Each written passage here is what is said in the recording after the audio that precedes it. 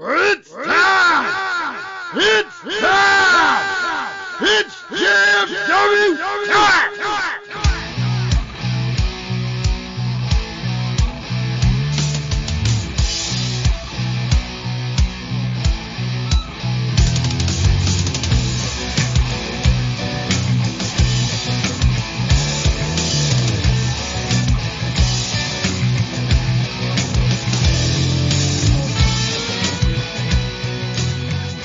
Alright guys, this is that time we got to the ring with the greatest action in podcast history. Jazz Freak Wrestling, the JFW Podcast, hosted by Travis D. And I am Nubby, the Amazing Turtle. Lackluster Royal Rumbles, Nubby. Very, very lackluster. No excitement whatsoever from it. Show-wise, as a whole, yeah, I agree. And don't get me wrong, like I was really happy with like the men's Royal Rumble because there was no like Legends returns and stuff like that. There were some cool surprises. We got to see Edge come back and stuff like that, but I don't know. Just it seemed like it went by quick. Like I remember messaging with Dally and shit like during the pay-per-view and how like both Royal Rumbles seemed to have gone by really quick. But the men's Royal Rumble was very lackluster. A lot of like team ups and stuff like that. I mean, it happened to women's too, obviously. Saw Judgment Day teaming up, Sheamus and Drew McIntyre teaming up. Cool. Women's, a lot of botches. Men's too. Kofi botched. Actually, you know what? I think I did save an article from it. They talk about like the top 5 botches that happened at this Royal Rumble. It's fucking insane. Let's see, I gotta see here. So 5 botches that you may have missed in the Royal Rumble. Obviously, Kofi was the biggest one because he really doesn't mess up. And I know it was cool that Michael Cole tried to kind of save it. It's like, wait a minute, his foot's still hanging on the chair. So it gave you like the hope like maybe he wasn't really out, but he fucking definitely messed up. Kevin Owens, his botch in his match when he tried to do like that springboard, I'm guessing it was a moonsault he was going for. Yeah. The Uncle Howdy botch. Did you see the video on that one? Mm-hmm. Completely missed that elbow drop. Women's match, obviously, the countdown, the number 30 countdown. They started playing the music. There's no buzzer, no countdown whatsoever. Nia Jax taking the Riptide complete screw up. The only positive, no surprise when it comes to Nia Jax. So the only positive that came out of that match is that I beat both you and Dally. So I take the win on the first pay-per-view of 2023. So I messed up on that one for sure. I should have went with Rhea because I think it was her time. Like I had that vibe when I started going into the day. I didn't get to watch it Saturday. I watched it today. Yeah. I'm like, you know what? Fucking Rhea's gonna fucking win it. Yeah, it came down to one match between both of you. She picked Alexa over Bianca, and you picked Bayley or Ronda over Rhea Ripley. Mm-hmm. I know that this Rumble wasn't the greatest because I got everyone right. And if I can predict what's gonna happen, then obviously WWE's not doing their shit. I didn't catch the press conference, so I don't know if you ever watched those post pay-per-view press conferences or anything. No. It was pretty cool. Kind of seeing Rhea kind of step away from like the actual like gimmick a little bit. Kind of talk about how much it meant for her to win the Royal Rumble. Cody Rhodes came out and he actually was mentioning a lot about working with because one of the questions were asked like, how does it feel working with Triple H now compared to back then when you worked with Vince McMahon and everything? And he brought up the Throne Breaker thing and some of the small pot shots he was taking while he was in AEW. So it was pretty cool. Obviously, Triple H was out there. Bray Wyatt was at the press conference too. So the press conference was pretty cool. It was my first time ever seeing one of those, which was awesome. Nothing really exciting though as far as the WWE Royal Rumble. Like I said, there was a lot of slips and mess ups and stuff like that. And biggest question is, I guess I can ask you real quick, who do you think Rhea's going to pick? Charlotte Flair or Bianca Belair. I guess technically she could choose the NXT Women's Championship too, but I don't see that happening. I think it'll be Charlotte. See, I'm thinking Bianca. I mean, we saw Charlotte and, Rhea at WrestleMania once. I don't want to see it again. Plus, I don't see her becoming SmackDown Women's Champion and then moving the entire group of Judgment Day over to SmackDown. Yeah, that's true. I mean, yeah, I guess she can go for Bianca. We haven't really seen that, so. Yeah, so I think that would be pretty cool to see, who she does decide. Obviously, Cody doesn't really have a decision to make. He's going against Roman. The ending with Sami Zayn was pretty cool. That was probably the best part of the whole Royal Rumble was that ending. Yeah. But it does seem like we're coming to the end of the Bloodline storyline with Jay walking away, Sami being laid out and everything, so. But other than that, not a lot of stuff going on as far as TV stuff. Unless there's anything you want to add that I may have missed from the Royal Rumble. I kind of enjoyed the way they kind of worked us about Michelle McCool, how she was sitting in the crowd. That was kind of cool. Even though you're sitting there like, okay, she's there, but the Undertaker isn't. Mm-hmm. Normally they're together. Yeah, and they should have sat him out there with her. Yeah, that would have been great. That would have made that better. It was still cool. Don't get me wrong, I enjoyed that. Her expression was good. She played it off well. But it would have been much better if Taker was sitting there. Because it could have meant for anybody. Either one of them, actually. How did you feel last week about the American Badass Undertaker being on Raw 30? I would have been okay with or without him. But, it was cool to not see the dead man for once. But it was, we didn't need that. We've seen it. American Badass coming back for a night is cool. So.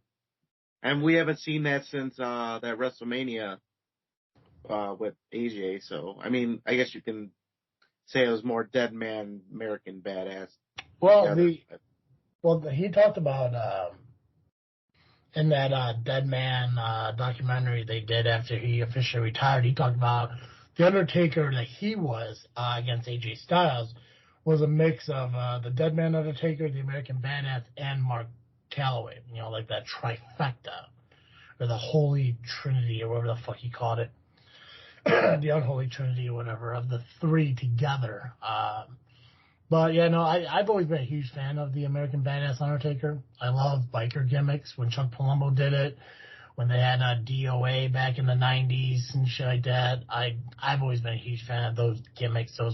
I think that's why I'm a huge fan of Max Holiday, because to me it's very similar to like a biker gimmick. Mm-hmm.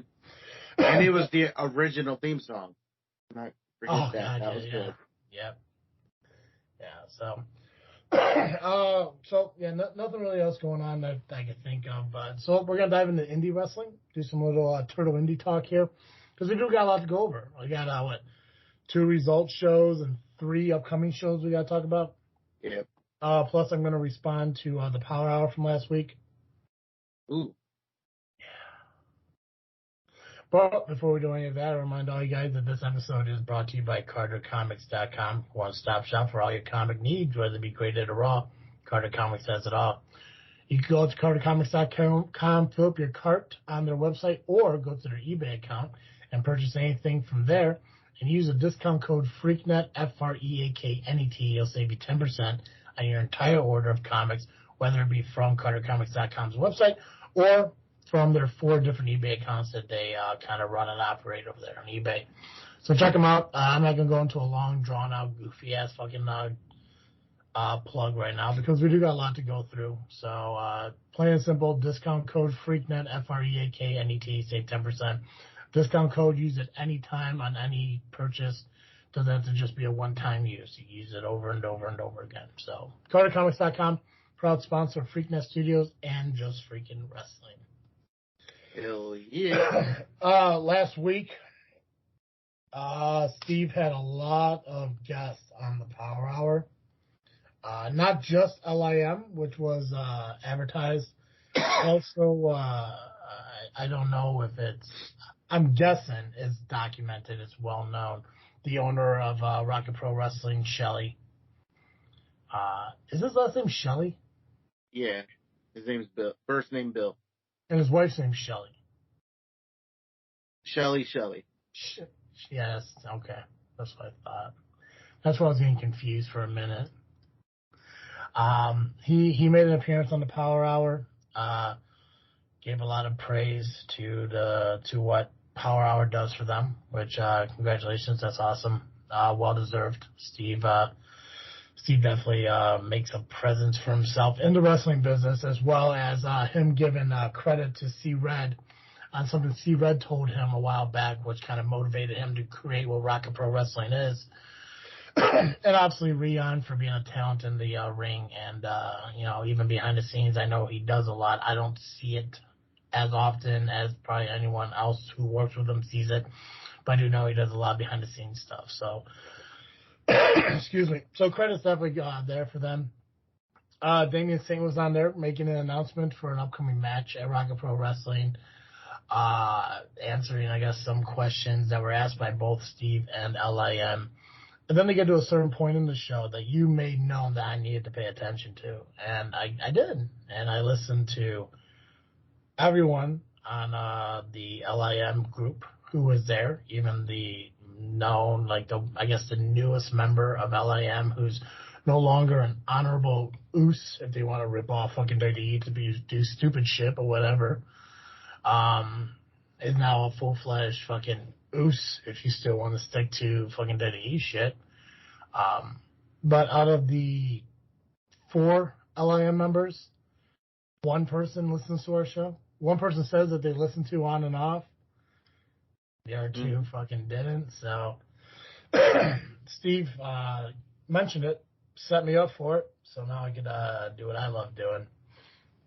For the LIM members out there who don't listen to my show, you kindly fuck yourselves. And I will say that until you decide to listen to my show. And that's the truth. I said it to teenagers a couple weekends ago. Nubby was saying right there, I said it. Said it to the child of a pro wrestler, because I don't give a fuck. You don't listen to my show? Fuck yourselves. Now, the one guy does listen to the show, that, I don't know, that Pat, whatever the fuck is it, Patman? What's his fucking name? He's Pat. That's all. We'll call him Pat. I don't remember the exact name. Obviously he's relevant in some way. What's his fucking name? His name is Patrick. Pat, okay. Pat. We'll call him Pat. That's his name, Pat. Call him Pat. What the fuck did Steve call him? Like P something. P. Right? Irrelevant. Like that whole fucking group. Stupid asses. No, you praised them last week. I didn't praise them last week. What did I say about them last week? You praised them compared to the Rocket Boys, anyway. Anybody compared to the Rocket Boys is a fucking savior to this business. Because the Rocket Boys, they're a joke. I mean, don't get me wrong. It's awesome to have fans who react. C-Red said that on the show, that he loves LIM because they bring that excitement that C-Red loves to see in fans. And that's great. I know I'm not that kind of fan. I'm the fan that C-Red does not like. I'm the one who sits there and I watch it. My kind of fandom, I guess, would be how New Japan is, where they go over there and they watch the show as they're actually watching like a play in a theater, just enjoying it at the end. Fuck yeah, way to go! Throw some claps up in the air and move on. But then you get go to Rocket Pro, which the fans get into. Every wrestling company I've been to, the fans get into the shows. I'm just not like that. I don't hoot and holler at every single fucking thing because I don't find every single fucking thing entertaining. If I find something entertaining, I clap, I cheer, I throw some shit out because that's what I do. Rocket Boys, they just yell at everybody. I don't really think they even know what they're fucking yelling about. I think they just enjoy the fact that they're fucking adolescent children who get to yell the word fuck just because they feel that they're at a wrestling show, they're entitled to do that. Because they probably can't do it while they're at home because their parents will probably spank them. But then you get LIM, who's a bunch of old fucking dudes who are just like, well, we're going to create a whole group because I want to be part of this fucking business. And hey, good for them. Way to get in there. Who cares? Come Such a heel. fuck themselves. But here's the thing. I wouldn't say any of this if they just listened to the fucking show.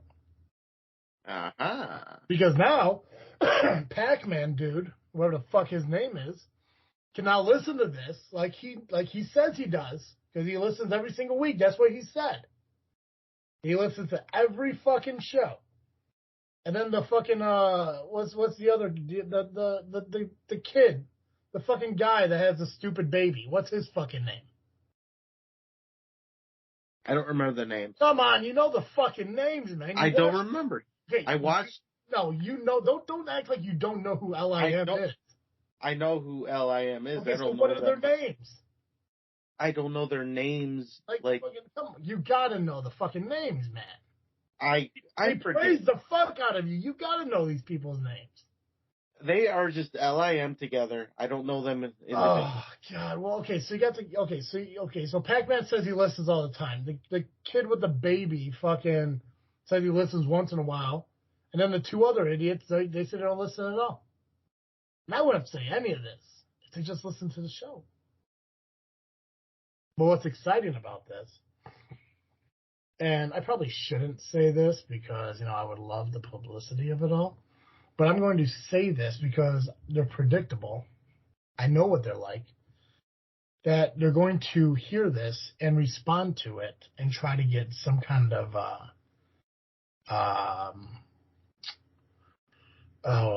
content out of it, if you will. And I encourage them to. Why the fuck not? I mean, I do that the Power Hour all the fucking time. It's great that the business has fans like that. But they need to realize at the end of the fucking day, they're just fucking fans. They're really nobody to the fucking business. So I hate to burst their little fucking, yay, we somebody fucking bubble, but they ain't. They pay their tickets, they sit in their seats, they cheer for who they want to, they boo who they want to and everything. And that's it. It's cool Steve gave them an opportunity to come on the show. That's awesome. I do the same thing when I do the live streams for SCW. I allow fans to come on. I've had Nisa on the show on the live streams every single fucking time because I give them an opportunity to talk. Doesn't mean they're fucking anybody, though. Go on to fucking Power. Look at us. I've been on Power Hour twice, and I'm a fucking nobody. Now LAM wants to take it upon themselves to go hunt for fucking, I can't remember fucking names. Chet? Gunderson, yeah. Going on a hunt for fucking Gunderson. Like, it doesn't matter if that fucking dude comes back. Realistically, Rocket Pro doesn't need Gunderson back. They don't need Chet. They got fucking Damian Saint, who's running the show, crushing it month after month, bringing in fans month after month. I thought maybe Chet needed to be there to balance out all the complications, helping out, some of the guys who are overlooked or maybe treated badly. But then you sit there and think about it, it's like, well, Chet has no authority at Rocket Pro Wrestling, because if Chet had authority at Rocket Pro Wrestling, Steve wouldn't have been standing for the last 6 months.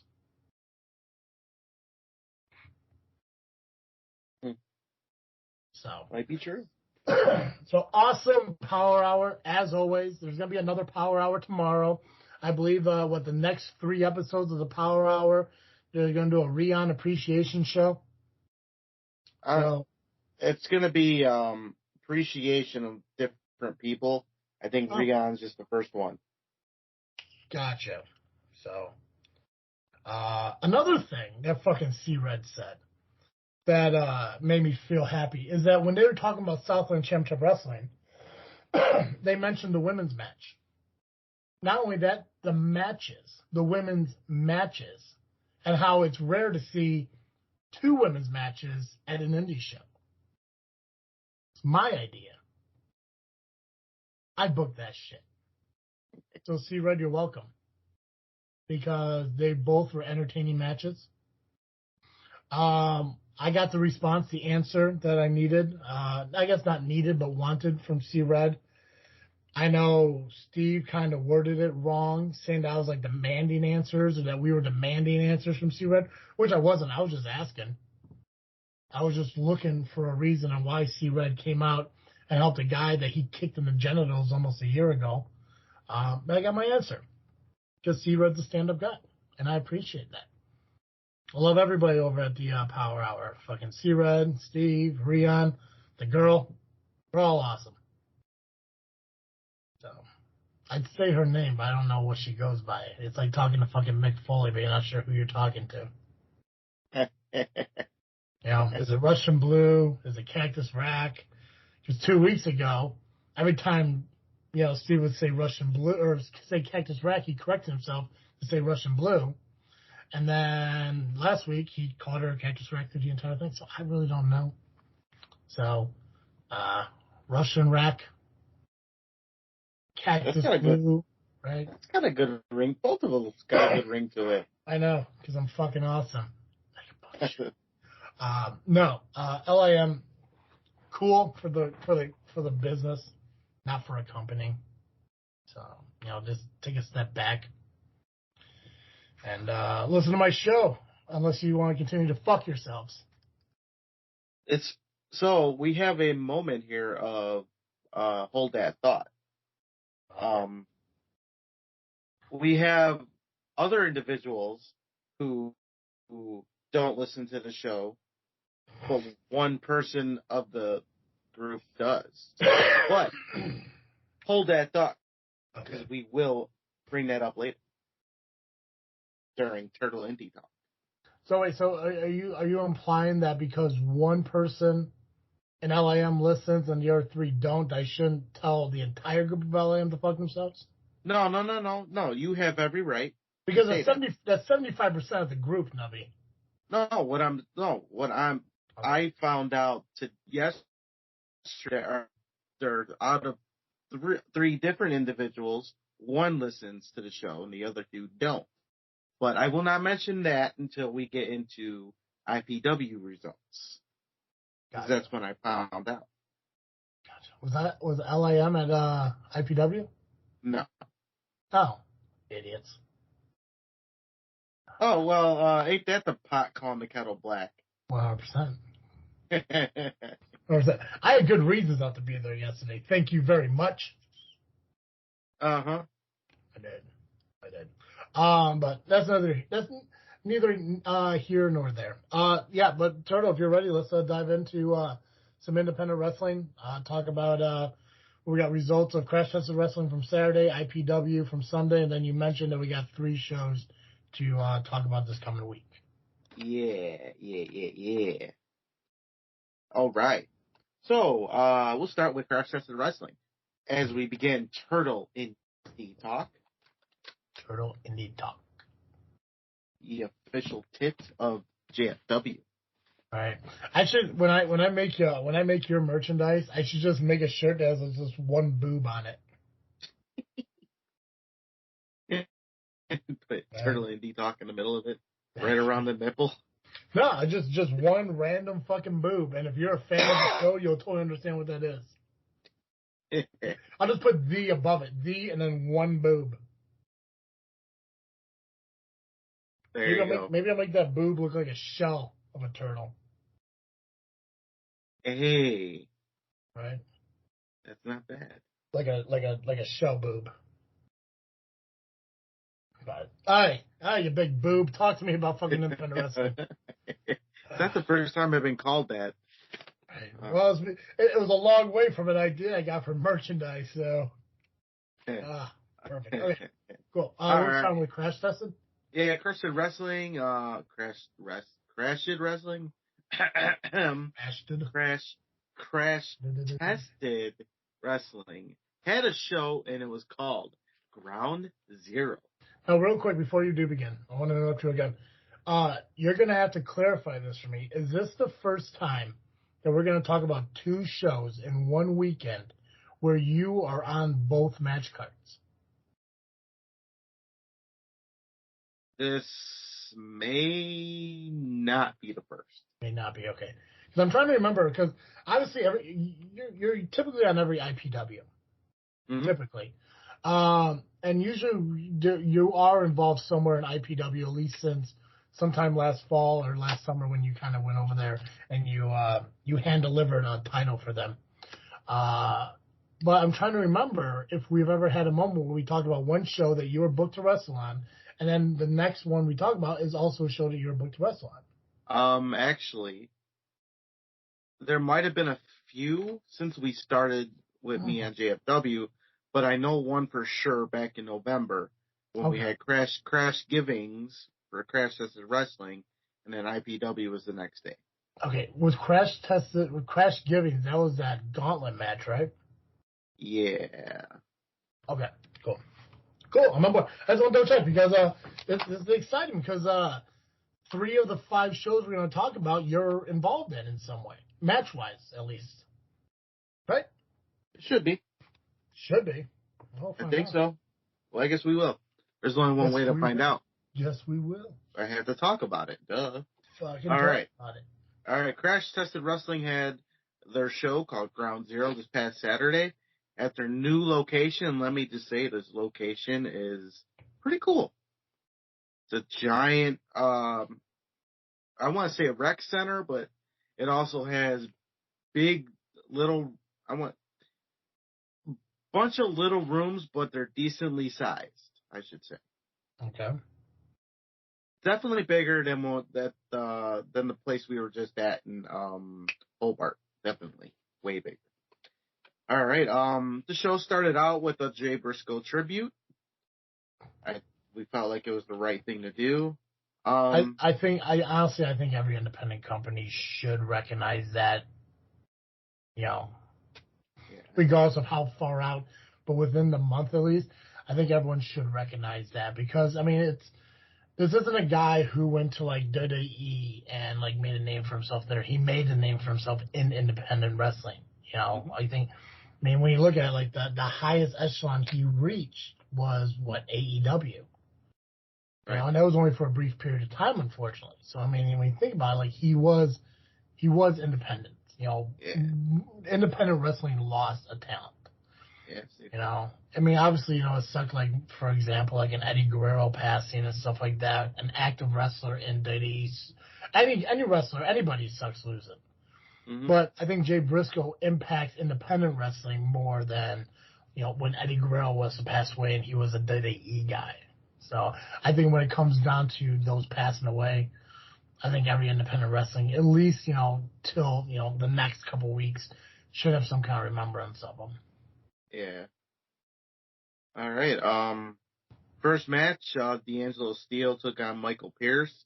D'Angelo Steele got the win. It was only after the match, John Francis attacked Steele after the bell, but it was eventually broken up by the referees. We're right off the bat, we're getting a brawl because of what happened at a previous event. John Francis and D'Angelo Steele have a bit of a thing now, and hopefully we'll see a singles match in the near future. Lethal Lottery is still going on. I believe we got one more set of first round matches. I believe that's what I heard. This past Saturday, we had officially 3 of them. The first one ended up being Eric Schultz, your favorite lawyer. God, I'm not sure, but I think I like the suspenders more than I like the guy. So what if I wore those suspenders? Would you like me more then? Or I don't know if I could like you more, Nubby. I'm at the level where I can't go no higher. Is that what it is? Like your height, you peaked, bro. I peaked. Okay. Yeah.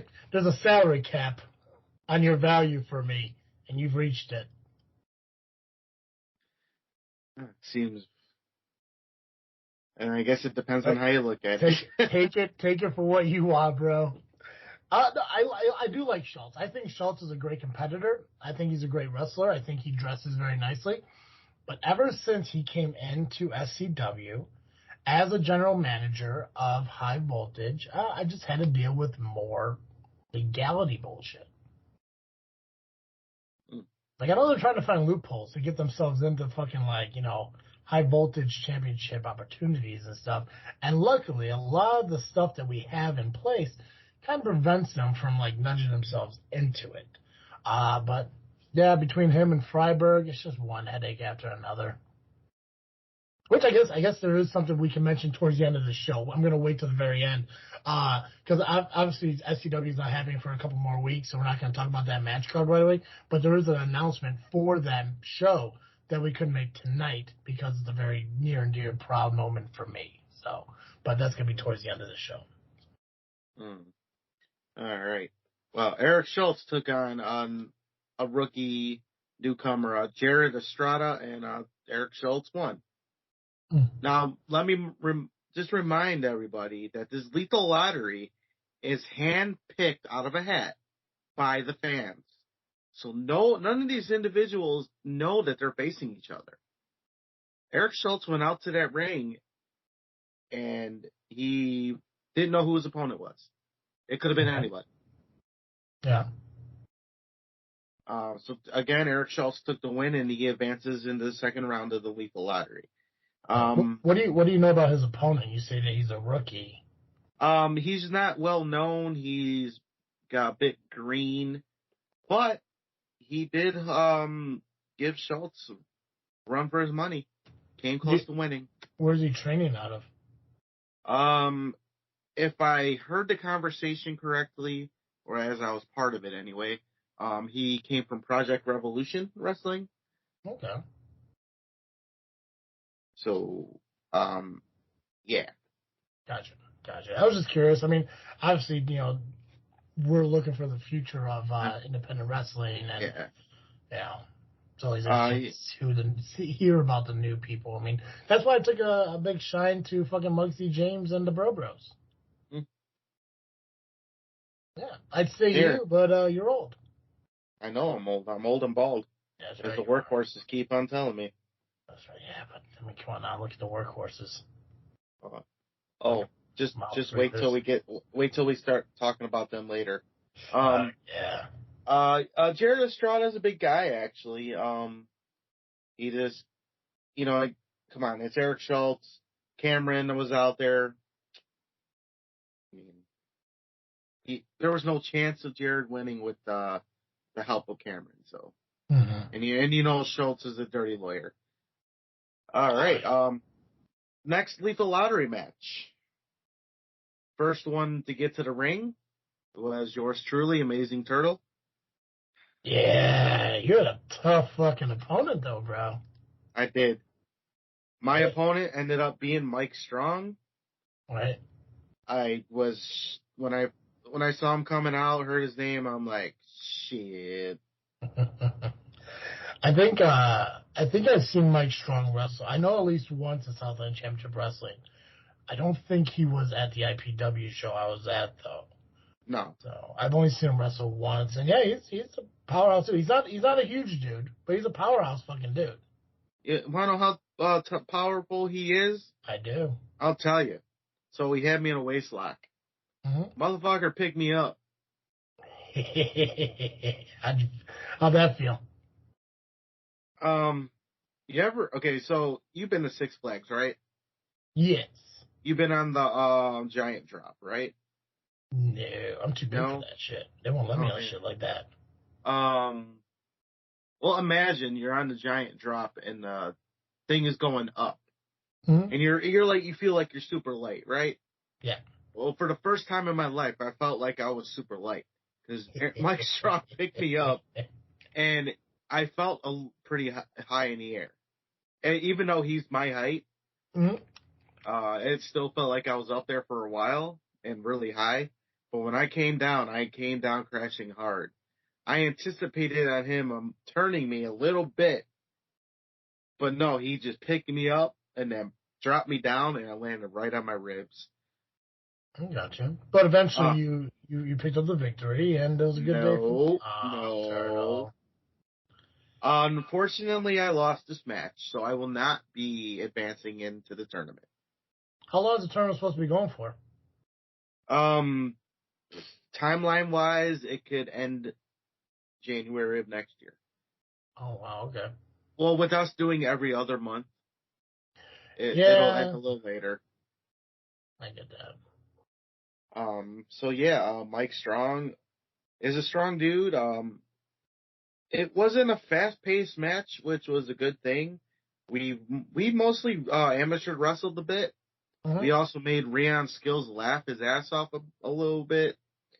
I had a bit of an issue on my shell where I couldn't get up, but Strong was trying to actually force me on my shell after a minute. I wasn't letting him, but I still struggled. Eventually we fought each other really well. We forearm chops. I even pulled out a little maneuver.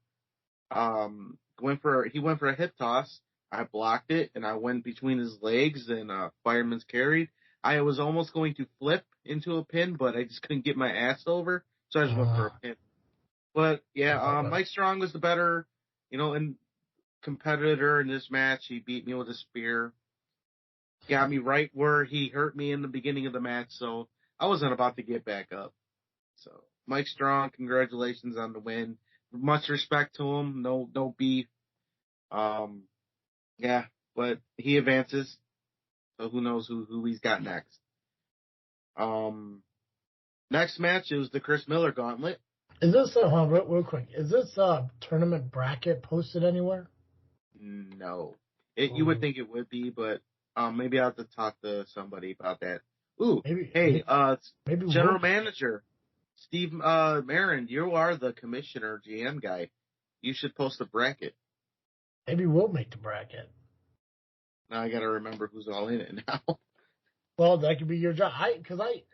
I have the ability to make brackets. I have this template that I got offline for when I was doing something over on this freaking show for some kind of presidential bracket on who the best president ever was. Spoiler alert, it was Lincoln. But I got the template. All we do is type names into it and fucking just create the bracket. That way somebody has something to look at as they go forward. I will do that for Steve. Because after SCW, I felt like we bonded a little bit. And sure, a lot of it had to do with us poking fun at the fucking kids sitting between us, Captain Luau bullshit. But I feel like our bond really grew there. Especially with our displeasement for Aaron Xavier following what he did. But you got your notes there, make a note. We'll make a crash tested bracket. You just have to go back and find out what matches happened and who advanced and everything and all that good stuff.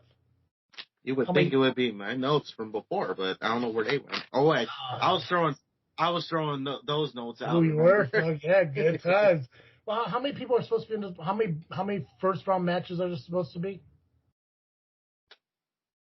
Good question. Okay, this is something we gotta find out. GM, help us out. Tell us tomorrow.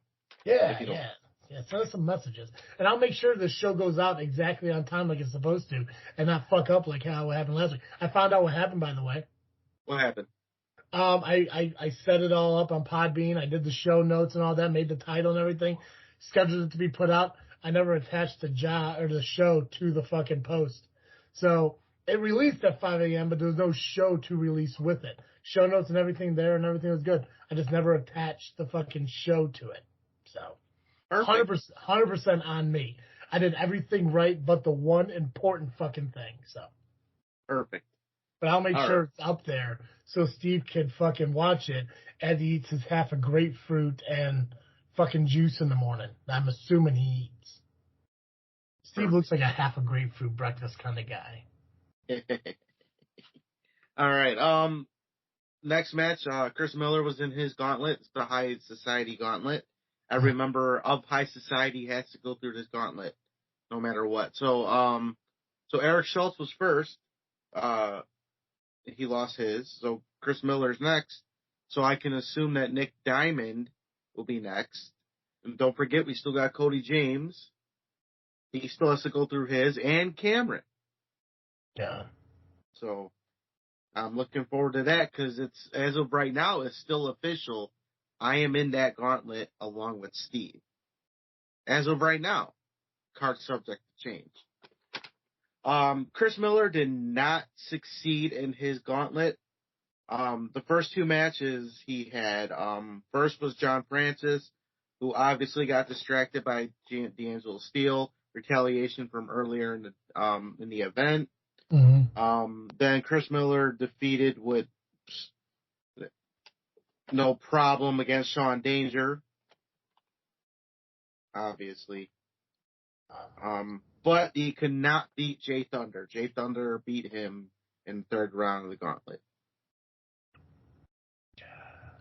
Well, Miller's a tough dude, man. I'm surprised he made it that far. Yeah. And Jay Thunder. Go on. I was just disappointed I wasn't in it. Well, you don't want to face Miller, man. Come on now.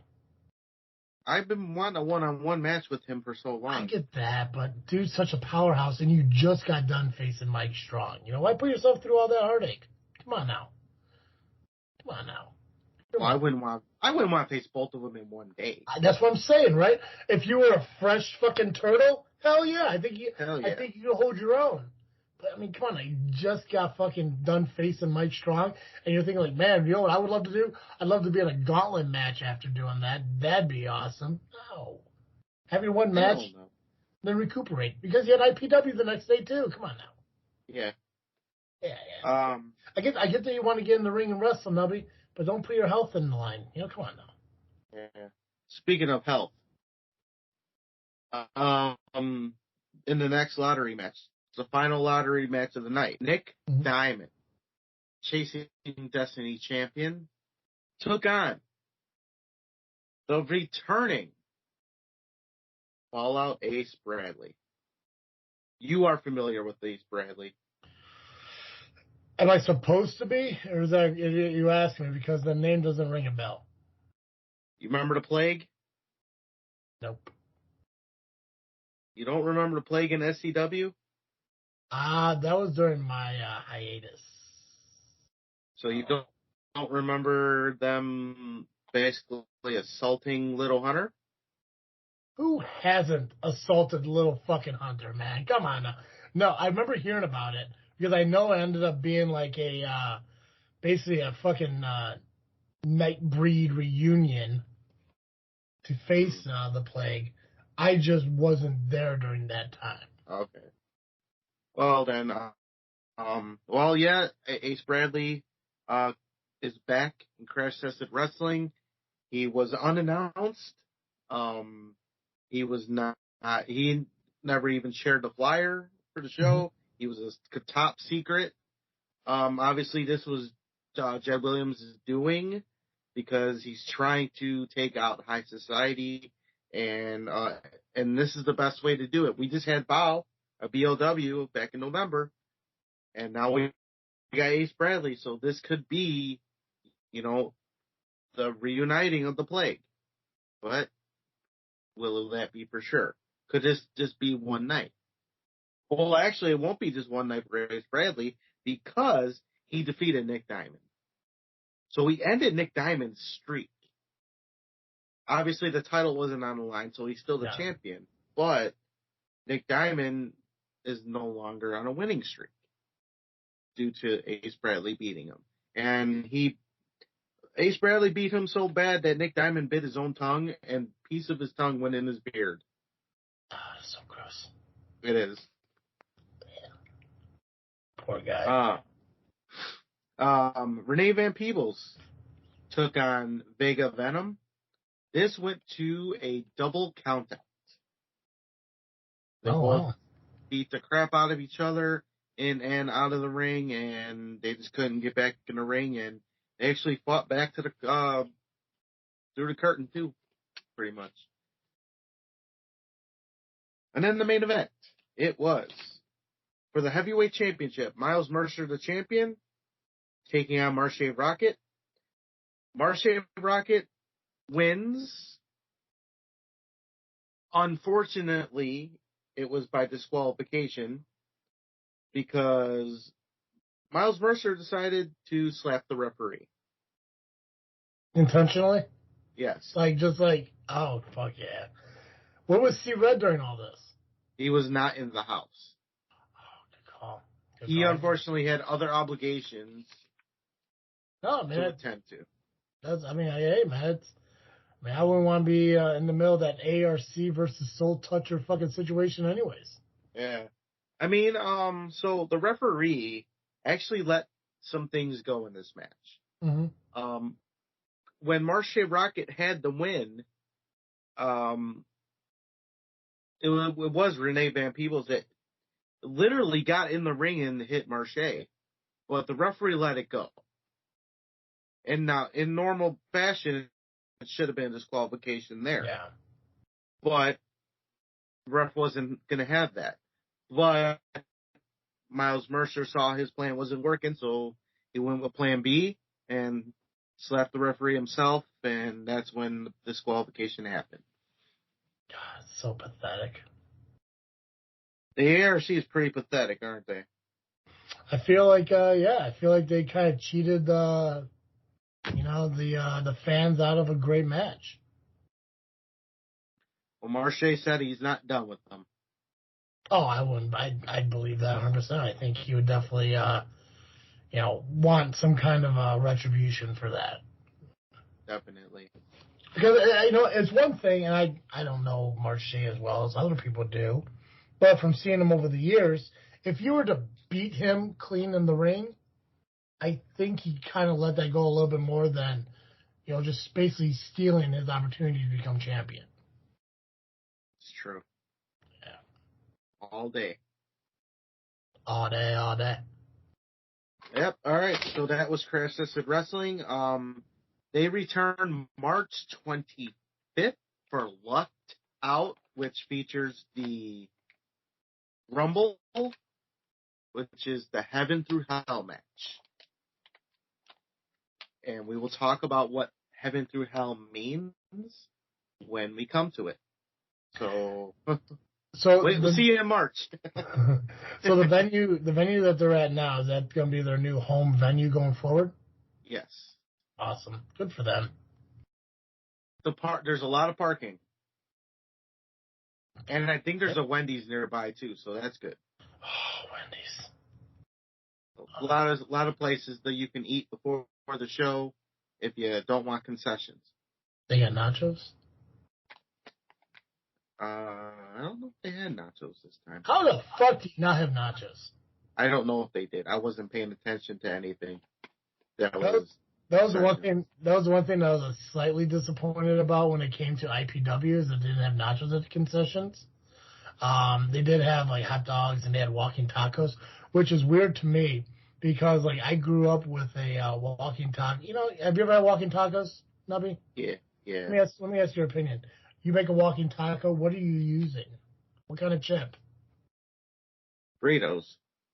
Fritos. Fritos. Okay, perfect. I don't get these fucking weirdos that want to use Doritos. I am a corn chip. It was always Fritos in my eyes. Like, even in high school, I saw that shit. Always Fritos. I always thought it was, when I first saw that, I always thought it was weird that they'd be grabbing their Fritos and having the lunch lady throw cheese in it. And I'm like, what? Mm-hmm. And then I had it before, and I'm like, oh, it's not bad. I don't like my hands getting all fucking gooey, but it works, I guess. The first time I had a walking taco was at the Matson Fest when I was working there with a buddy of mine because his mom was part of the park district. And I saw the thing, and it's like, there's like Frito walking taco. I'm like, what the fuck does that mean? In my mind, I'm thinking that they had taco shells made out of fucking Fritos. But no, it's just a bag of Fritos with meat, cheese, sour cream, jalapenos and shit in it. I'm like, that's heaven right there. I fucking loved it. And then I started seeing this whole new generation of people making walking tacos out of Doritos because fucking Taco Bell has Dorito tacos. Like, that's a fucking thing. God. Ooh, that's my topic for this week on this freaking show. 2 birds, 1 stone. Anyways, Crash Test is coming out. You said March 25th. Yep. And, we'll get to that match card at that point. Yes. Let's hit up IPW because I am disappointed I didn't miss this show. I didn't miss it because of anything severe. My back went out. Friday when I got home from work, I slipped and I just couldn't fucking walk. I felt shit because like the entire fucking morning I was like, I want to get some stretches done. I took some ibuprofen. I just want to be able to get. I couldn't fucking do it. I almost didn't even go to fucking work today because I just didn't fucking want. But I don't want to burn all my sick days and vacation days in January. So I was really disappointed because I know this match card was fucking solid. Especially, you know, like I said, I'm a huge fan of Muggsy and the Bros, and I know they're gonna be in the same match at this show. Plus, fucking Max Holliday is gonna be there taking on Backwoods Brown and all that stuff. So we'll go through the results and everything. But I was really disappointed I didn't make it. If I knew I could sit there the entire time without being uncomfortable, I fucking would. But I know one of several things were going to happen. I know that I was going to sit there and become uncomfortable because I couldn't fucking sit normally for that long period of time. And also, I know Steve wouldn't just leave me alone to enjoy myself. And he started doing some Facebook Live commentary thing, which is awesome. I'm glad it was fun to do it. But it's just like, I don't want to be on all the time, you know? It's just, I mean, like, like when I go to these wrestling shows, like I always have to be on. When I went to Rocket Pro, I was happy because I didn't have to work. Then fucking Steve wanders all over in his Captain America fucking costume. Like, oh, we're going to do commentary. I'm like, oh, cool. Get me to buy the ticket before you put me to fucking work, you monster. But I know, I was disappointed I missed IPW, but I bet it was a great fucking show. Oh, and of course, your match, too. Yeah, my match. Your match, too. Against fucking Mad Dog Murphy or whatever. Mad Dog Jack. But we'll get to that. I'm sure you got some words about it. So. Yeah, words about everything. Yeah. All right. So IPW had a show yesterday afternoon. Let's get into it. Jay Thunder defeated D'Angelo Steele in what was a hard-hitting match. And I don't know how D'Angelo Steele walked out. Is that the opener? That was not the opener. It would have been. Yeah. But somebody was late. But I'm going by the list because I can. That's fine. Also mentioning Motivational Mike was the host of this show. Yeah. Anything happened in the beginning with him, or? He just talked. That's about it. So nothing fun. Yeah, I wasn't about to listen to him, so because I'm not motivated enough to listen to his ass. So yeah, Jay Thunder. Well. This match was semi-main, by the way. But Jay Thunder got the win with a knockout punch. Threw him up in the air and bam, got him right in the face. Jay Thunder. I'm hoping down the road he gets a title shot because he is cleaning house. EJ Swanson defeated Joey Dalton and became the new holder of the medallion. No shit. Awesome. So it was confirmed that it was for the medallion. And now EJ Swanson can cash it in on any champion except for the league champion, obviously. Who was not even there anyway, so go figure. All right. Workhorses and Muggsy James defeated the Bros, Hot Rod Daddy Andy, and Russell Alltime.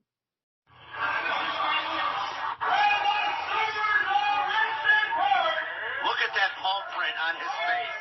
He got bitch slapped.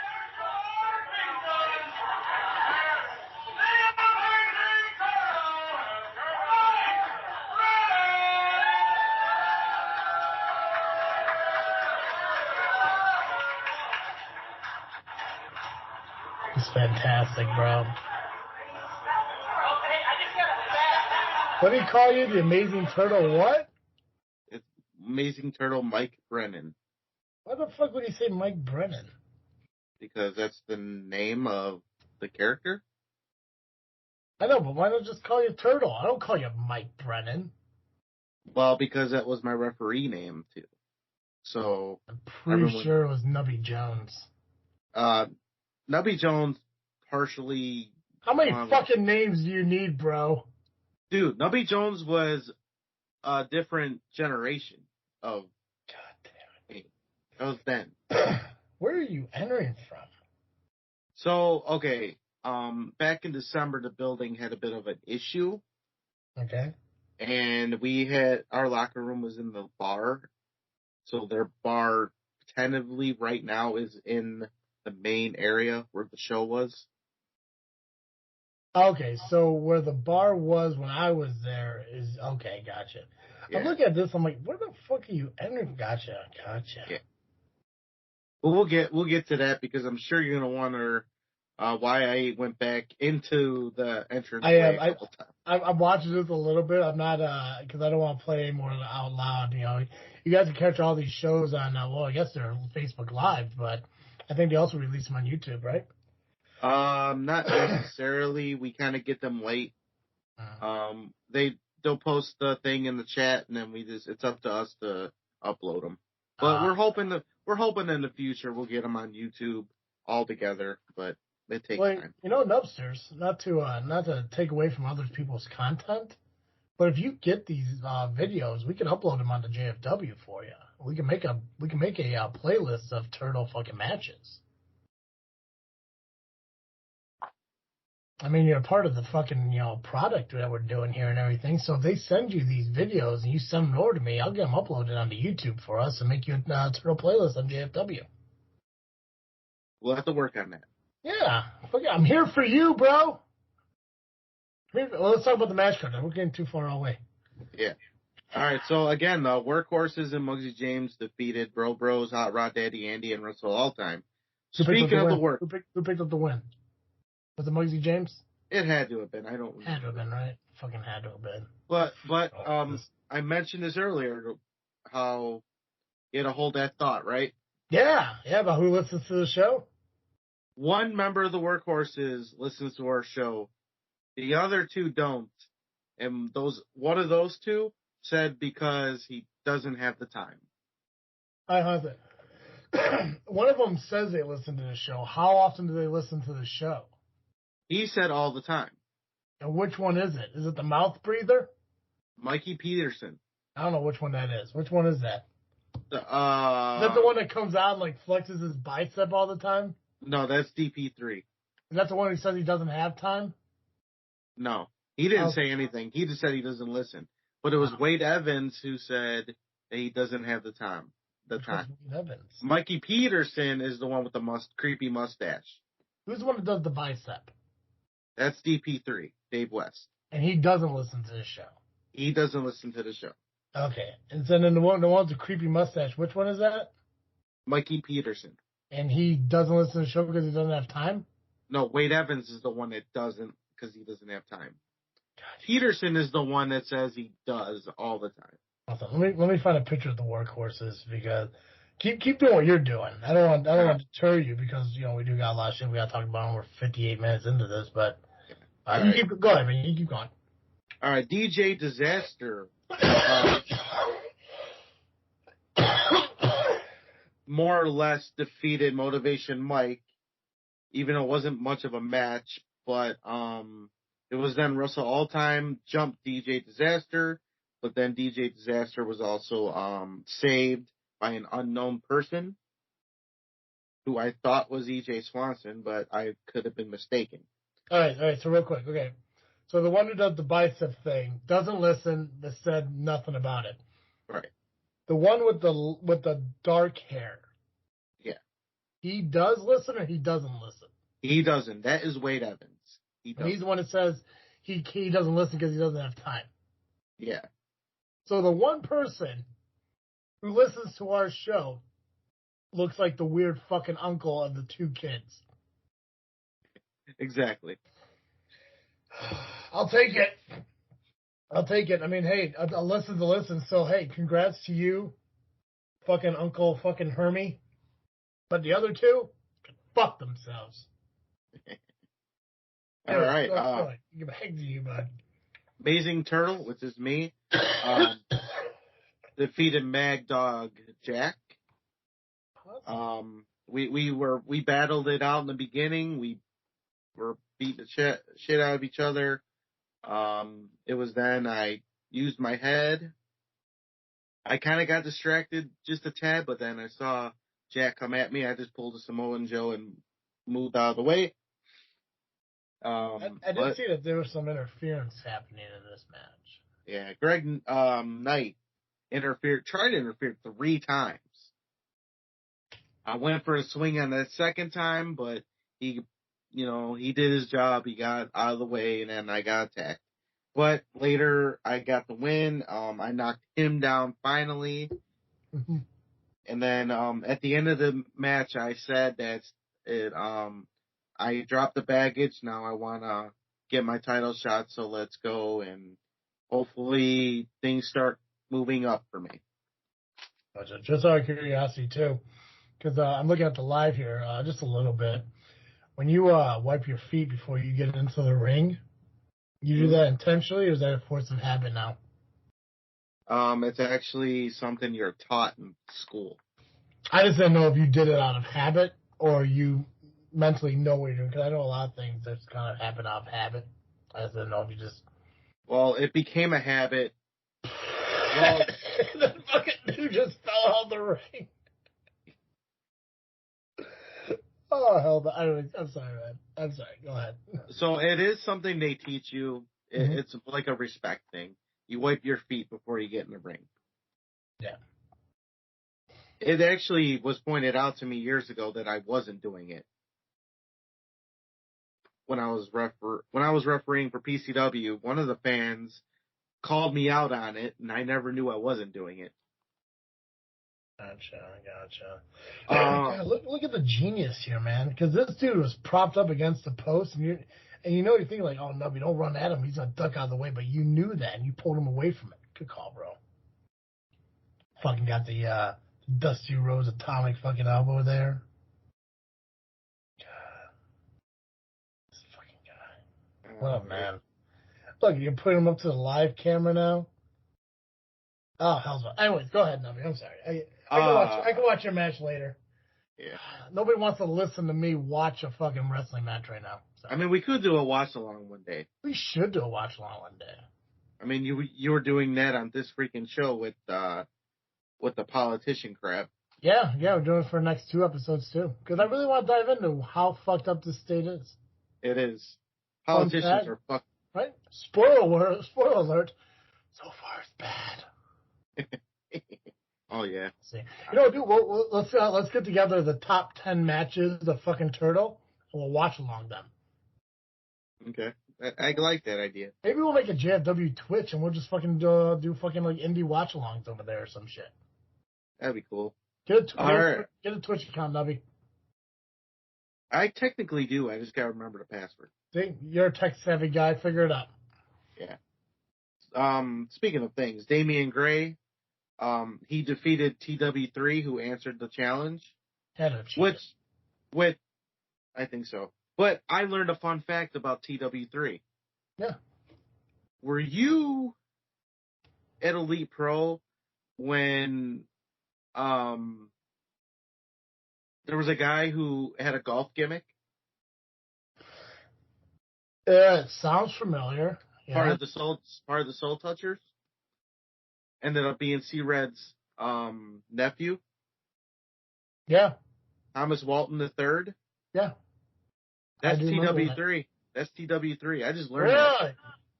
No I did not recognize him without the golf club, and he filled out a little bit muscular than before, and he remembered me.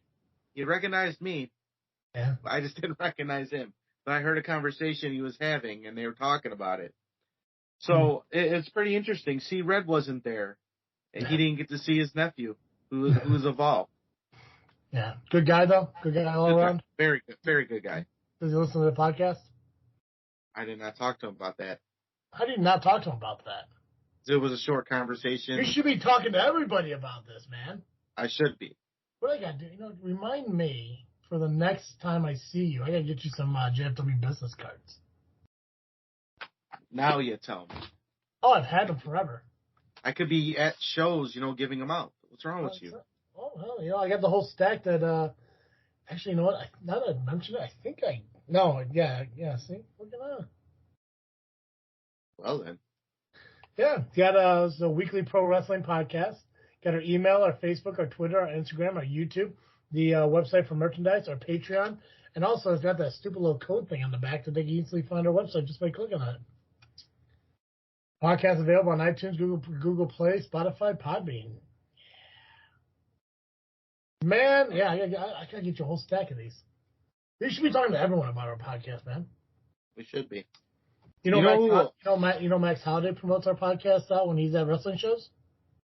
I never knew that. It's funny. He doesn't. Oh. Maybe he would when I said it. I know he listens to the show. That's why he doesn't go fuck himself. Well, here's a funny thing. You mentioned Max Holiday. He was in the main event of IPW. Fuck yeah. How excited was that? Come on now. That had been like a fucking moment for IPW. It was a moment. It was like a WrestleMania moment. He took on Backwoods Brown. Was it Holiday's first match at IPW? No, he's been there before. Has Backwoods Brown been at IPW before? No. Gotcha. Okay. So, it was a whiskey on a pole match, which turned into what was going to be a whiskey on a cue match, but ended up being a whiskey in a coffee cup on the side of the post, other side of the post of the ring. But nonetheless, it was still whiskey on a pole. It was technically a pole. We had some shenanigans though, because so they both tried to go for the whiskey, and they both tasted what they thought was whiskey. Now the rule of the match is the winner who drinks the whiskey first wins the match. So they were actually seeing who will win first, and they were letting each other do it. But guess what? There were a bunch of times where it wasn't whiskey. The informational liaison was trying to get this down. And he went to the bar a bunch of times, and they thought what they were supposed to be whiskey was not whiskey. First there was apple juice, apple cider, water. It turned out Sean Danger drank all the whiskey. But Sean Danger did have some left. They finally found some. They found some. So after they fought a bit, a lot of shenanigans with that and everything, they decided that it could be a draw or they can beat up Sean Danger. I'm hoping that they beat up Sean Danger. Well, no, they ended up taking the draw and drinking the whiskey. Ah, those monsters. That's so fine. they both drank the whiskey. The pineapple guy was out there too. I forgot to mention that because he was out there earlier in the show too. Because he ended up getting headbutted after the match by Backwoods Brown. We're hoping that Max Holiday will be taking on Backwoods Brown again in the near future. Max Holiday wants it to be a steel cage match.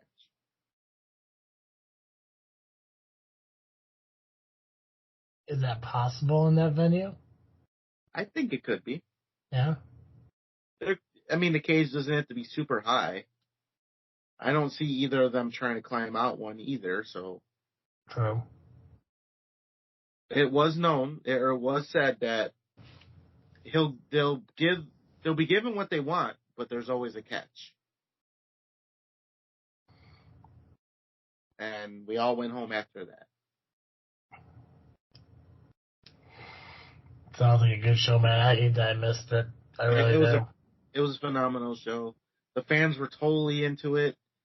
Even the little baby walking around, wanting to beat everybody up. Did you happen to mention to the powers that be about JFW hosting one of their shows? You just say no. Don't act like you're like, I think I did. No, just say no. I don't remember if I did or not. You don't remember? Oh, fucking hell. What the hell? Did Mad Dog fucking knock your memory out of your head? What the hell? If he didn't, Mike Strong did. All right, let's get through some upcoming shows. When's the next IPW? February, last Sunday of the month. Okay. That date is the 26th, February 26th. Gotcha. All right. We got a couple shows coming up. Friday, February 3rd, Freelance Wrestling is teaming up with Marist High School's hockey for a special charity show for brain cancer. All proceeds are going to go to the Brain Tumor Foundation. And again, it's at Marist High School in Chicago /LSIP because LSIP is pretty much right there. But I guess that where the school is, it's Chicago. Now, normally I don't announce or promote freelance because they don't give me anything. But because Craig Mitchell of Freelance is running this special event, he's also a coach there. So I'm doing this as a favor for him. I've known him for years. Plus, what makes it even more special to me is Marist High School is actually the venue of my very first indie show, where I met your cousin. Wait, which company? Freelance? Freelance is running at Marist. Yeah. But I met your cousin at an indie show in that very building where the company was called Midwest Championship Wrestling. Oh, gotcha. Okay, gotcha. Wait, so you're friends with fucking Craig Mitchell? Yes. Does he listen to the show? No, but I'm sure he will. Oh, you motherfucker. I'm sure he will after this week when I tell him that I promoted his show. I told him I was going to. You know what you need to do, Nubby? You know what you need to do? Find better. Tell him to go fuck himself too? If he's not listening to the show. Craig Mitchell is I love Craig Mitchell. I remember watching him at, what was that wrestling company that did, they used to go out of, what the fuck is that? Valparaiso. It's like Pro Wrestling Blitz or some shit. That sound right? No. It has the word Blitz in it. They were in Joliet. And what the fuck was it? It was a show on Valpo, I think Craig Mitchell was at. Fire Pro? No, it wasn't Fire Pro. Was it Fire Pro? IWA? I'll look it up. I can look it up. We talked about it in one of the shows back in 17. It was their last show, I think, was in 2017. And we went to it. That fucking Rosebud dude from WWE was at that show. Adam Rose. But I remember Craig Mitchell fucking being former SCW heavyweight champion. Yeah. And I think he ended up having to forfeit the title because I think he signed with Freelance or something happened where he wrestled exclusively at one place or something like that. I don't know the whole story. I can only get what I get based on being a podcaster or just a podcaster at that time. But no, I fucking love I'm pretty sure I gave that dude a fucking business card. And if he says he doesn't know what my show is, then yes, make sure you tell your buddy to go fuck himself. But I encourage him to listen to my show because our show is fucking amazing. Yeah. And yes. If he's associated with Freelance, he should be getting us fucking show information. I think hopefully he'll do it from here on out, but I'm just doing this for this week because, again, very first indie show I ever went to, which started everything, was at Marist High School, so a lot of memories there. Is 4200 West 115th Street. General admission's $20. You can actually get the tickets advanced just by scanning the QR code on the flyer itself at Freelance on Facebook. They did not list any matches. I assume they're just going to put them together that day. I mean, it's a charity show anyway. It's for a good cause. Doors open at 6 p.m., bell time 7 p.m.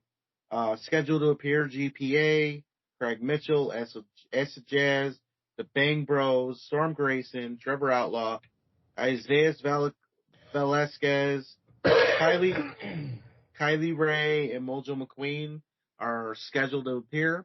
I'm sure more will be possibly announced, or just go and have some fun. It's going to be a great show for a good cause. Yeah, it looks like they got a show next Friday, too. Yeah. Yeah.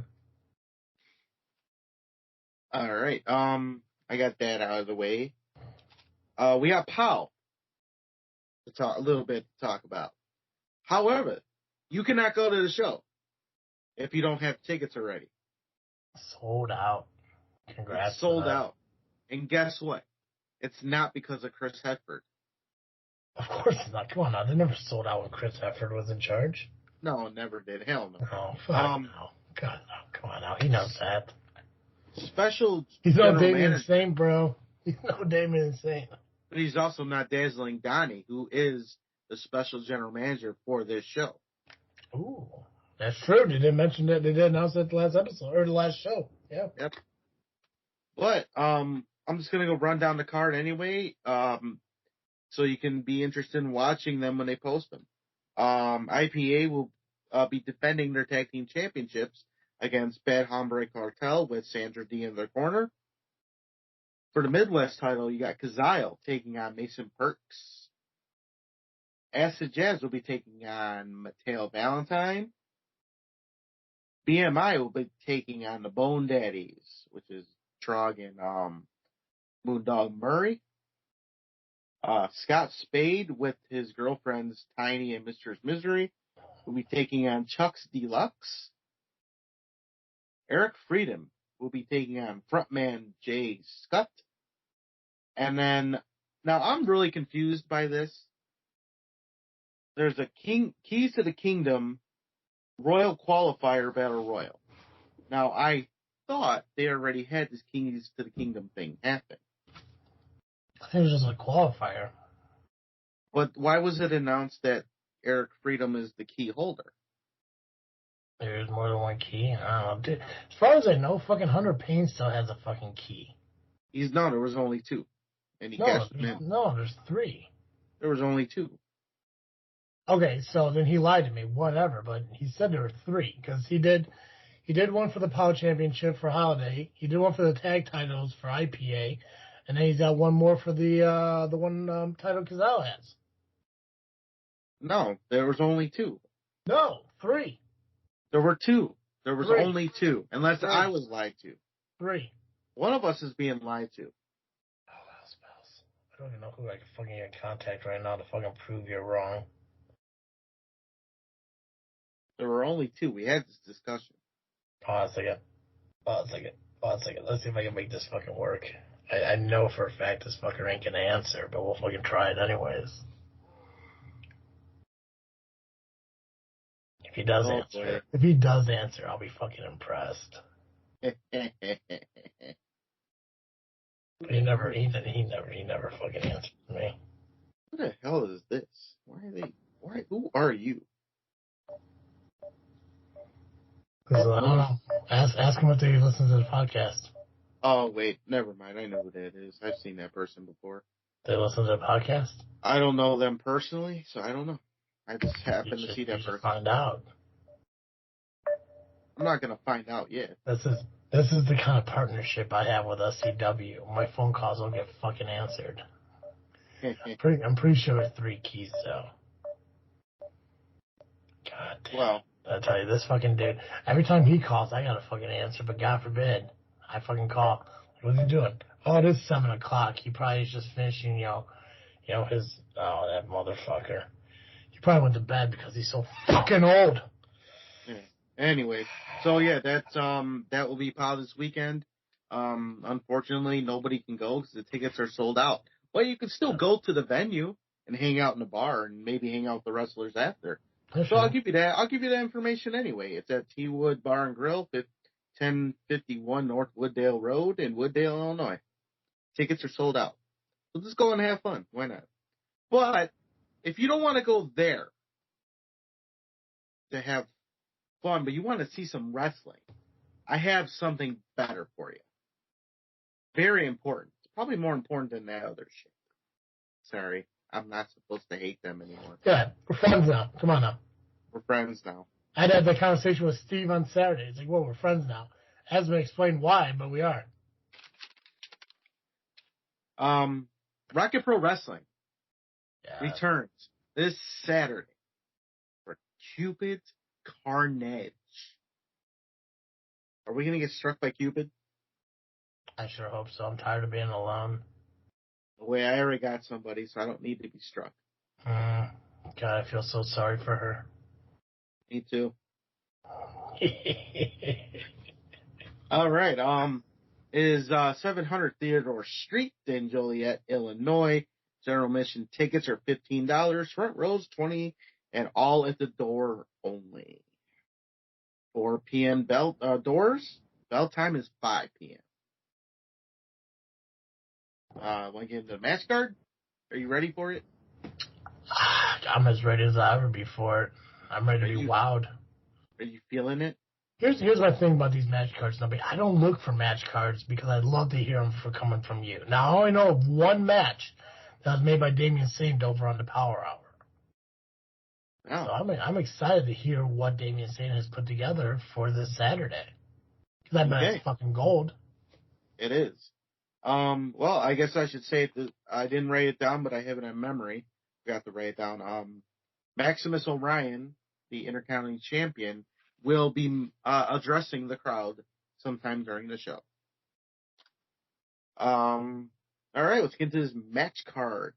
Brian Krazer of the No Coast, the newly reformed No Coast, will be taking on DC Shaw of the other part of No Coast, or as Damian Saint says, Yes Coast. Of course, Brian will be with Joey Blues and Davison Sarai, their therapist. Therapist. That's the only word that's for that, I guess. I don't know. Then Trev. I can't. There's no other doctor name for it, apparently. Psychiatrist? Yeah, that too. Let's go with that. I just don't want to say that word. I like therapist better. You could have used the play on words, but with bitch. I didn't want to be that one. I did it. I haven't met her yet, but I'm sure she's lovely in her own weird psychotic fucking way. She does seem a little psycho. All right. But she don't listen to our show, so we should be good. She don't listen to the show? No, she don't listen to the show. Oh, God, what if I want to be analyzed by her for free? So in this case, she can go fuck herself. She can 100% go fuck herself. They're a bitch. DC Shaw will be accompanied by Trevin Wolf.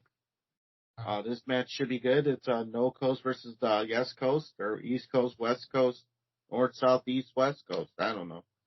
Coast.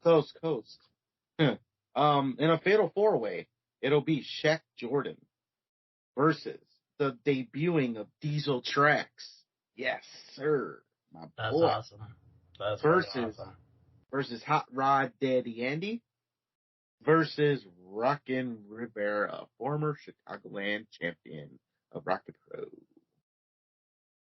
I guess I can say I'm done with that fucking guy. He can go fuck himself because he don't do anything. But what if he listens to the show? He don't listen to our show. How are wrestlers not listening to this show? I don't know, and I promote the fuck out of it. Yeah. Well, it's probably because, here's another thing. Here's something that really fucking tweaks my nipples. When I'm on a group messaging thing with a bunch of fucking SCW people, and you get SCW wrestlers promoting other podcasts to go listen to because they're the best, infuriates me. And it shouldn't. It really shouldn't. But it's just come on now. It's cool that this guy talked about you, but I also talk about you. I'm not being screenshotted and shared on messages about, oh, you need to go listen to this show. It's how dare these fucking people? Well, to be fair, and I'm just thinking logically out of the box here. Yeah, go for it. Why would they want to screenshot our show in a chat that we're both in? It's nutty, right? But no, it's cool. I mean, it's not like JFW has been pushing and supporting Southland Championship Wrestling since 2017 or anything like that. No. But that's cool. It's cool. I'll continue to keep doing it because I really don't know why. I don't. Well, speaking of things. Anyways, go ahead.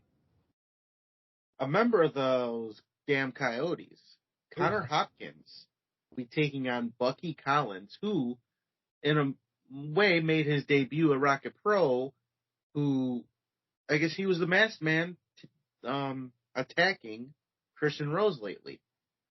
So he gets his first match. I guess that's how you get in. You attack somebody for a couple months, and then you get a match. But no, you got there? No. Oh, that's right. No, that's right. You're just bringing them a championship. Yeah. You're gifting them. Like, please, sir, take this. I did them a favor. Yeah. Yeah, you fucking Grubhub them a fucking belt. Well, I defeated an idol. You DoorDashed RPW a brand new championship. Which we will get to in a little bit. And then you fought for that title. Yes. And then you Uber defeated. Come on, play on words, Nubby. It's funny. Uber defeat. Come on. There we go. Fucking A. Oh, God, I'm hilarious. I'm not going to lie. I'm doing this all for fucking Max Holiday.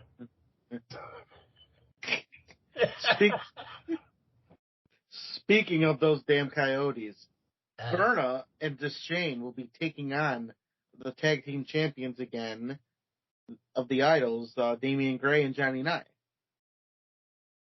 A rematch from last month after getting screwed over. Yeah, it seems like and obviously I've only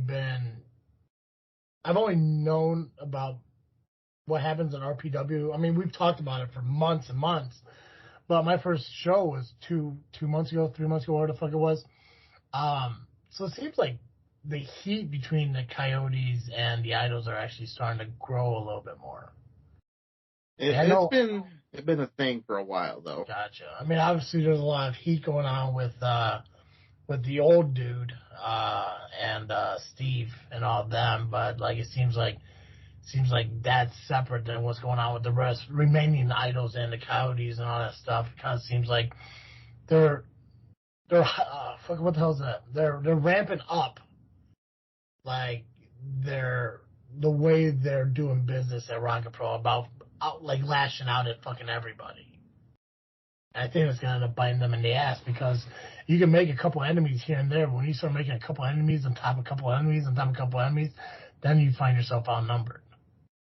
It's true. Yeah. See, I write things down, and then I think I forget something, so give me a second. No, take your time. Yeah, man. okay. All right, got it. I did forget it, but I'm getting to it now. All right, in a hardcore match for the Outer Limits title, it'll be the champion, Outer Limits champion, Gunnar Brave, taking on Eric Dillinger. Public Enemy #1, Eric Dillinger.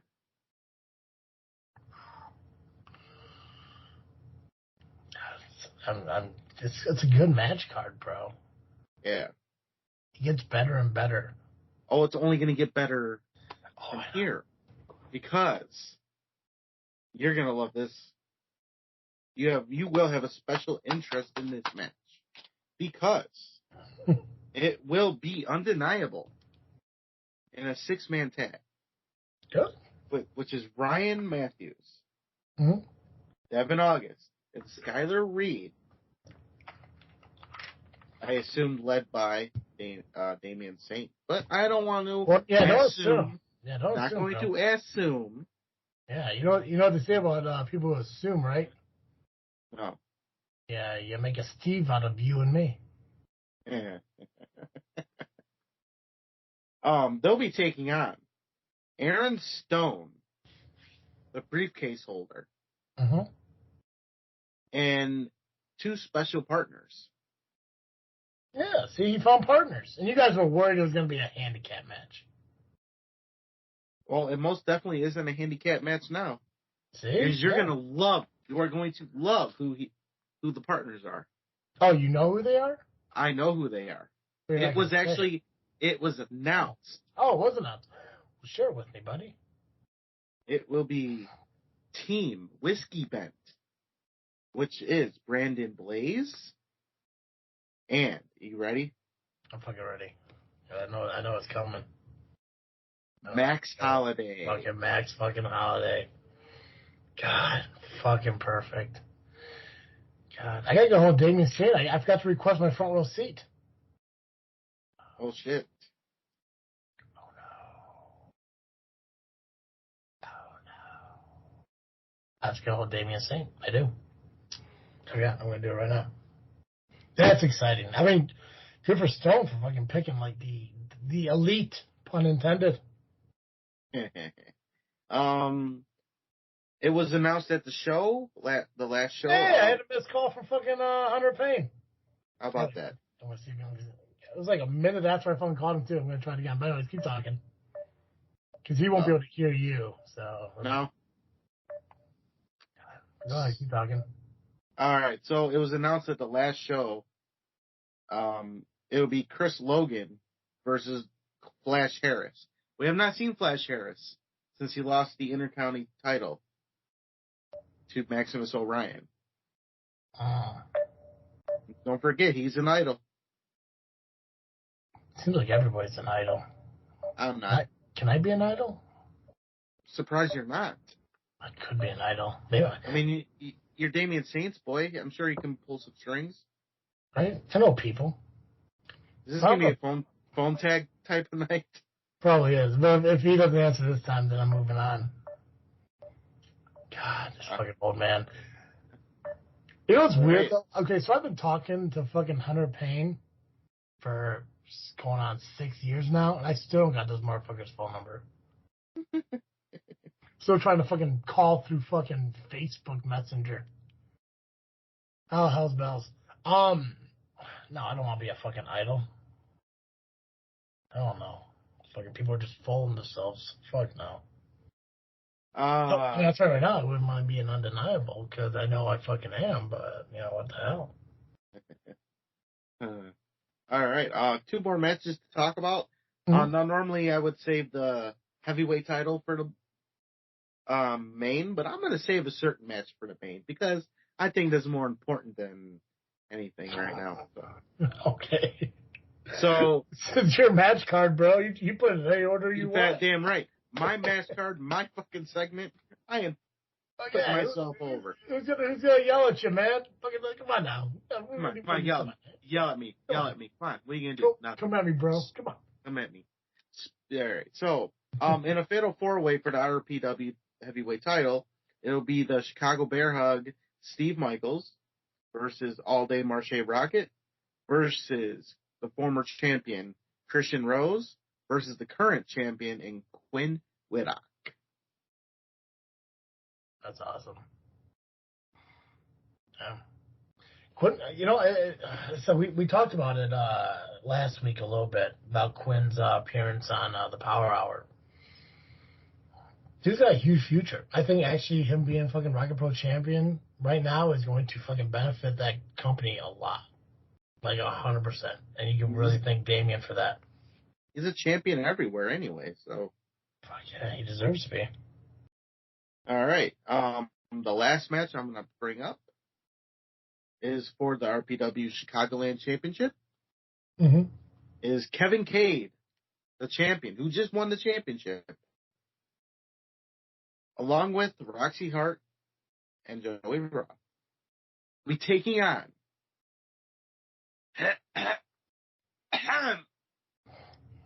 me. I'm getting another title shot. Yeah! Fuck yeah. Did you thank Damien saint for that shit? He knows I'm thankful. I don't need to tell him every time. You should say it.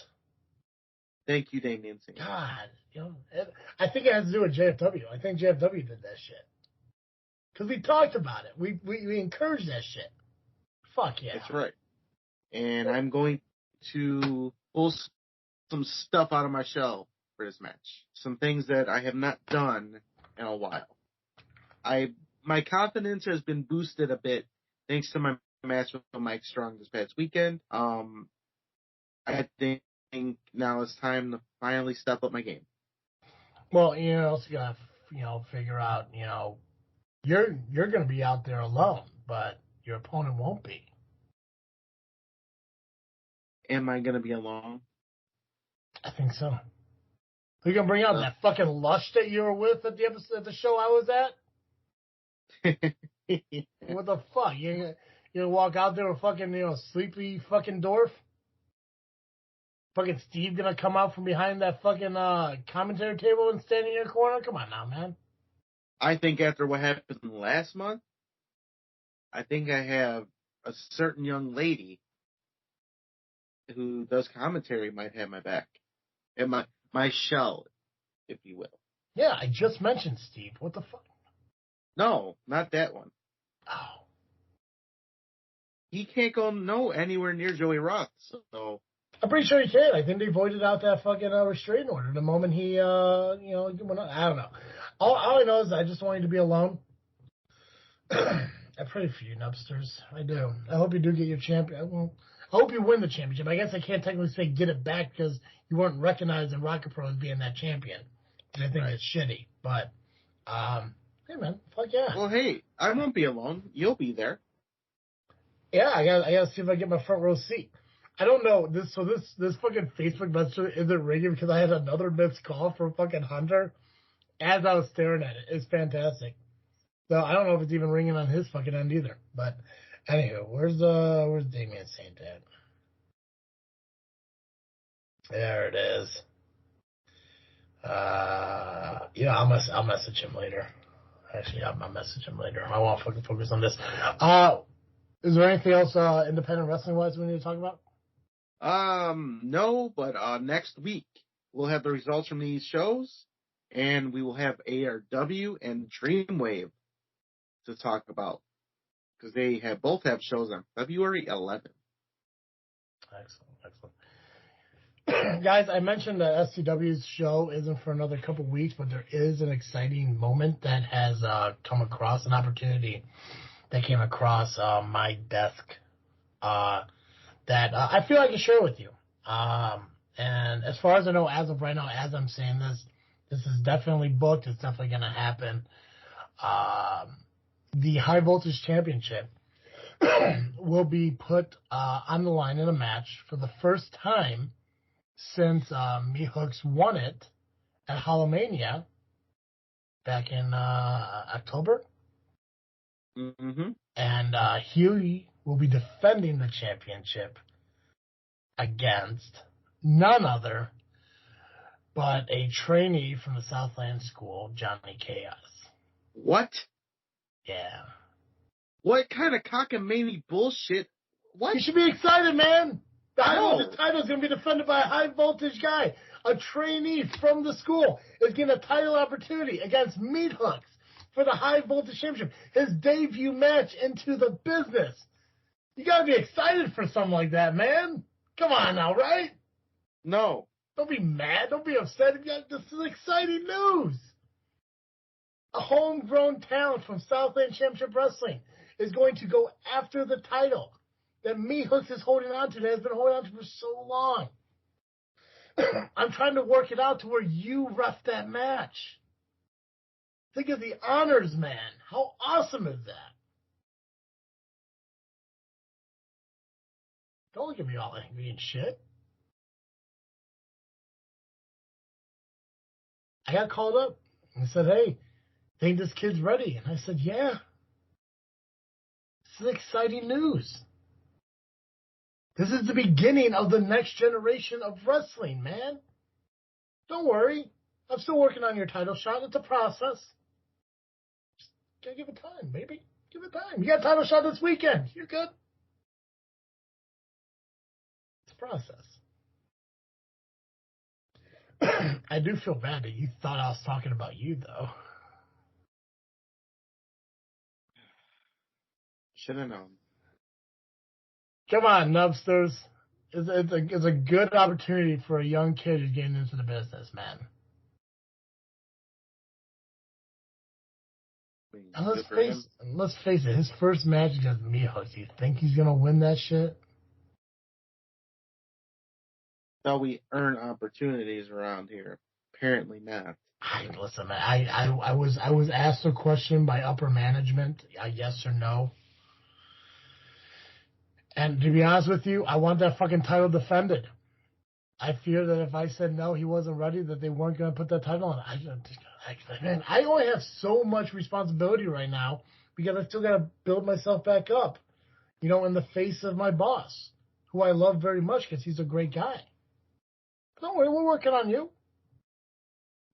I'll tell you what, Nubby, I can guarantee you by the end of this year, I will get you in a high voltage championship match. I make that promise to you.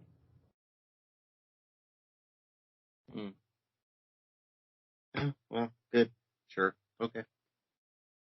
Super. Good for him and stuff.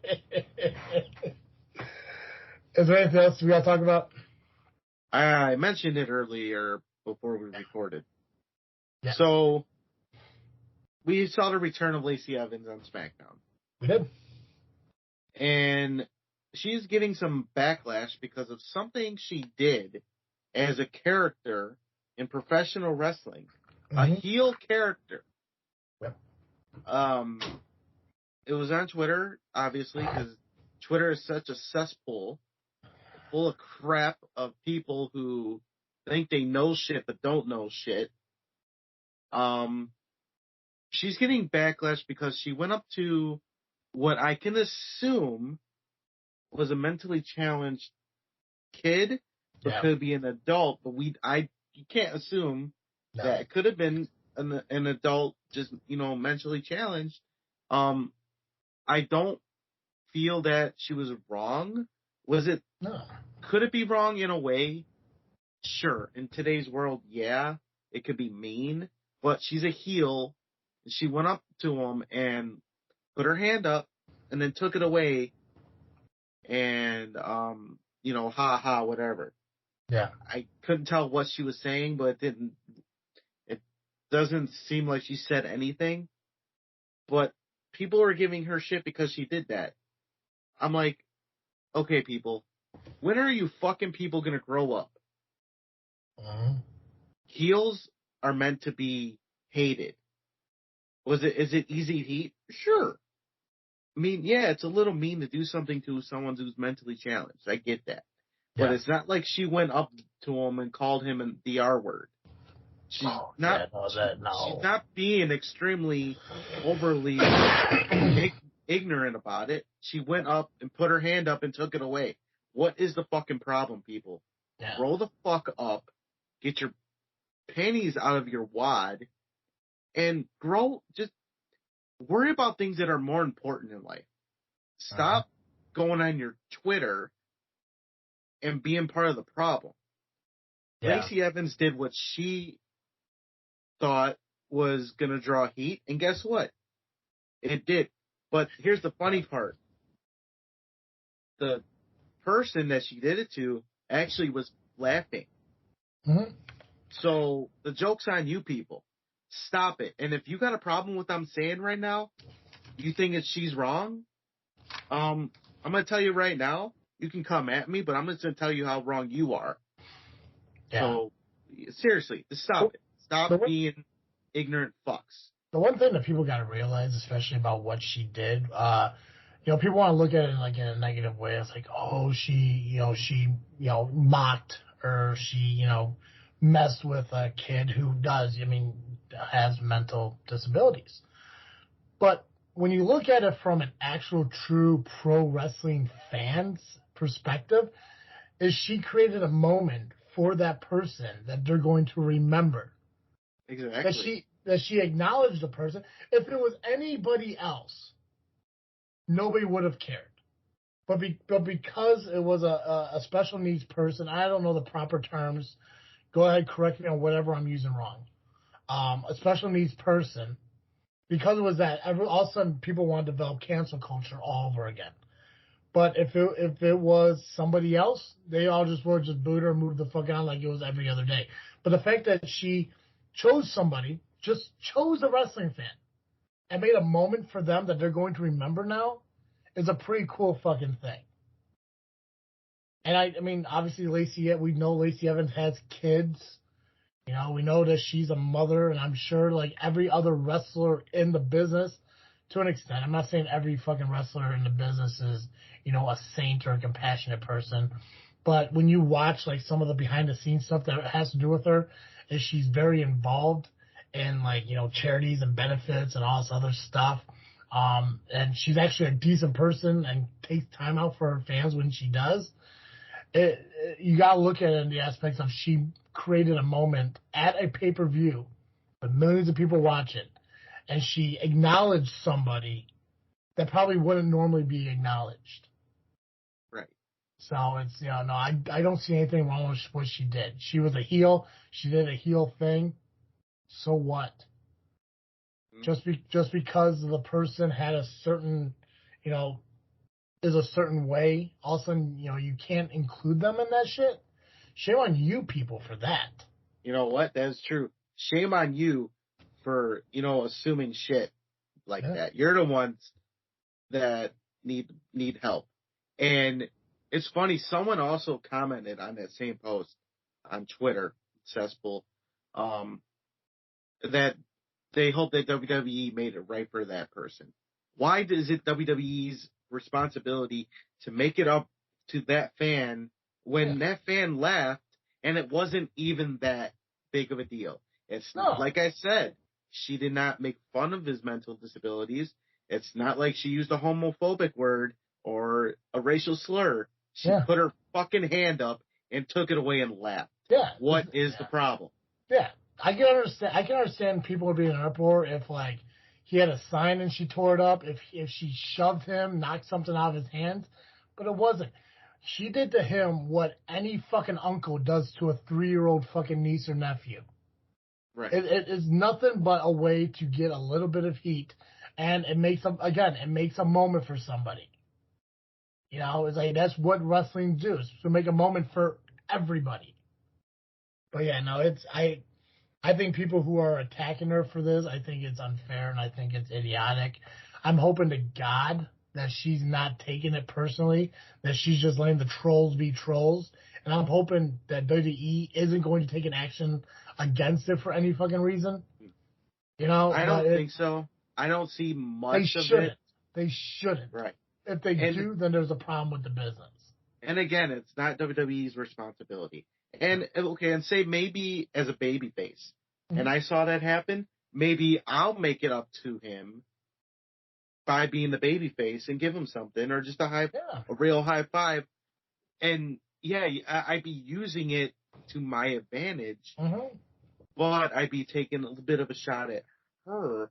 Well, that's because she's the heel and I'm the baby. You gotta you're creating moments, and you're not going too far with it, people. Gotta work the gimmick.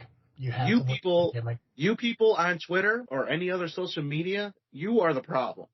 Just stop it. Worry about real world problems. That is not a real world problem. That is nothing. Boo her all you want because she's playing her character. Do that. But don't go on Twitter and be all fucking, because that's what you sound like, a bunch of blah, blah, blah, blah. That's all I hear and read, because I can't read half the time anyway, so. Guys, make sure you do follow us on social media, Facebook, Instagram, and Twitter, just by searching Just Freaking Wrestling Podcast or JFW Podcast. You can catch our shows when they are released on iTunes, Google Podcasts, Spotify, Podbean, just by searching Just Freaking Wrestling Podcast or JFW Podcast. If you do follow us on iTunes or Spotify, they do give you, if you follow us anywhere, make sure you subscribe to us anywhere. But if you do follow us on iTunes or Spotify, please rate and review our podcast. It does kind of help us in, like, you know, the recommendation parts of podcasts and stuff like that. So please do that. Make sure you follow our YouTube channel. I would like to get more content put out there when I can. Hopefully here in the near future we can start putting together some interviews and stuff with some independent wrestlers we can post up there. Nubby, that's all I got. I believe we can ring the bell on this episode. Perfect. As always, I am Travesty. I am Nubby the Amazing Turtle. Cowabunga. And thank you for listening to another episode of Just Freaking Wrestling, the JFW Podcast.